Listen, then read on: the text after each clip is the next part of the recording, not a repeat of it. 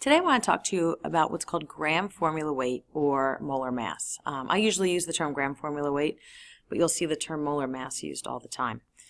We're going to be moving into some math again in chemistry, which is exciting. So first thing I want to look at is counting elements. So if we have these three compounds, we need to count up how many of each element we have. In the first one, it's pretty simple. There's an invisible one here that we know about. And so for calcium, I have 1 calcium, and for chlorine, I have 2.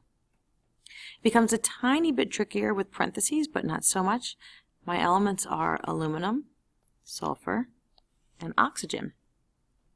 Aluminum in this case has 2. Sulfur, there's 3 SO4 groups, and so another way to write this is AlSO4, parentheses aren't very good, SO4, SO4. Obviously we would never actually write it that way, but that's what that means, that we have 3 SO4 groups. So in this case we distribute this 3 just like we would in math by multiplying. So 3 times 1 gives me 3 sulfurs, or if I went up here, 1, 2, 3 sulfurs, and then 3 times 4 gives me 12 oxygens, or 4 plus 4 plus 4. And if we look at this one, we have Mg, we have Cl, and we have O. Take a second to see if you can answer it. And if you put that there was 1 magnesium, 2 chlorines, and 6 oxygens, you would be correct. Now, we're going to take this one step further and do what's called gram formula weight. To figure out, we know what each element weighs, but now we want to know what a compound weighs. So I've picked this aluminum sulfate as our example one. So aluminum sulfate, Al2SO4 3. To do this, I'm going to list my elements, Al, S, and O.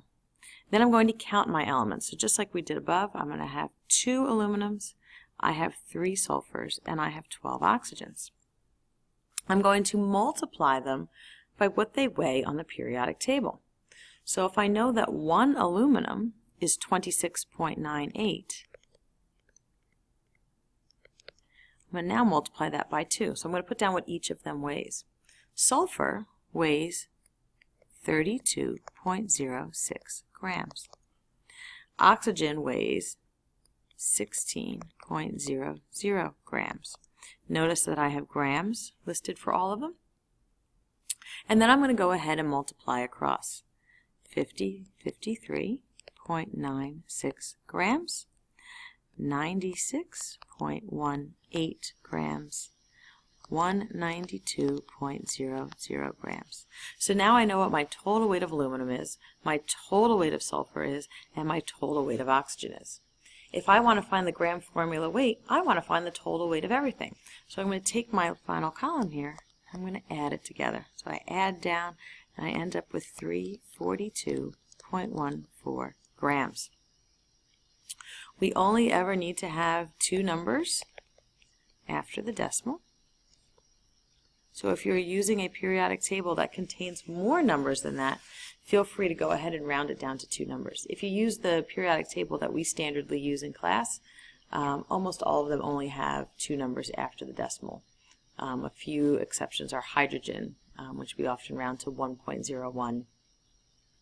And yeah, for the most part, the rest of them have 2 numbers after the decimal. So that keeps it nice and concise for us to use. And that gives us our total, our gram formula weight. It's a pretty straightforward process.